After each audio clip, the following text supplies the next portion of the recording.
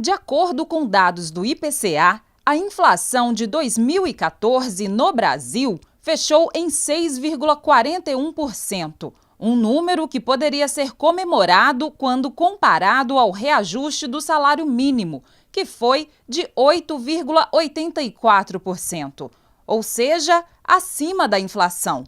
No entanto, o aumento significativo de alguns produtos tem feito o brasileiro perder o poder de compra.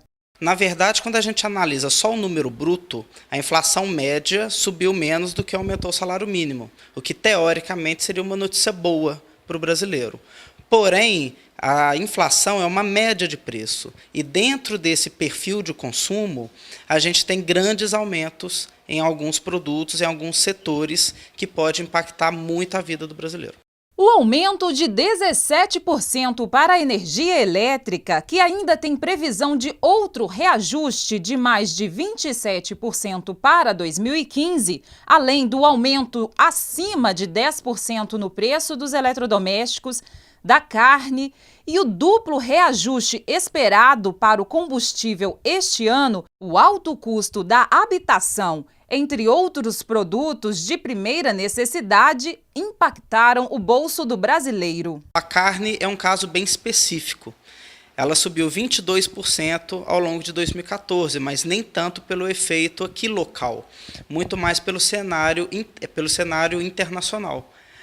A guerra civil e política que ocorre entre Rússia e Ucrânia gera embargo econômico e a Rússia não consegue comprar carne dos Estados Unidos e da Europa. E ele veio comprar carne na mão dos brasileiros. Então, essa diminuição da oferta de carne nos supermercados brasileiros, porque os produtores exportaram para a Rússia, gerou esse aumento tão substancial, tão acima da inflação assim. Então, é algo que aconteceu lá na Rússia, um fator econômico lá na Rússia que impacta diretamente na mesa do brasileiro diariamente.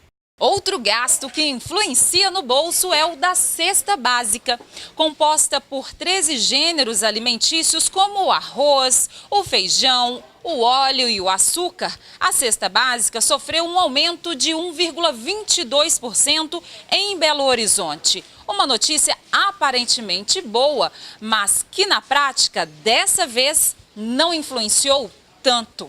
A cesta básica aumentou pouco em Belo Horizonte, que é uma notícia boa.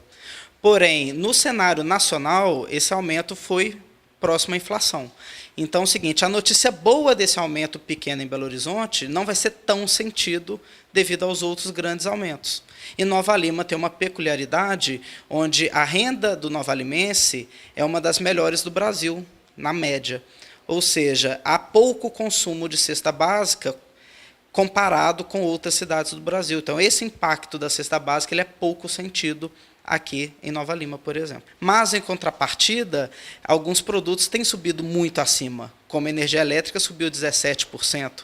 Então, quando a gente calcula os nossos gastos mês a mês e o que isso significa na nossa cesta de consumo, a gente consegue avaliar uma discrepância muito grande dos nossos gastos mensais. O principal conselho é colocar tudo no papel. A gente tem a mania de não programar financeiramente a nossa vida. Então, faça a programação de 2015. Você já tem uma expectativa de salário que ela é até dezembro. Com o 13º, com tudo, você já tem uma previsão muito próxima da realidade de quanto você vai ganhar.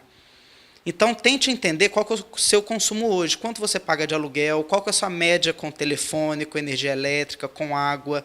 Jogue isso num papel, numa planilha, numa tabela e tente entender o seu consumo. Quanto que você está gastando por mês com lazer, quanto você está gastando por mês com alimentação, com prestações que você adquiriu no passado e que você pretende adquirir mais na frente e veja se a conta fecha. Se você estiver ficando no negativo, reveja o seu consumo. A revisão desse consumo é dos principais itens que você tem que fazer nesse começo de 2015.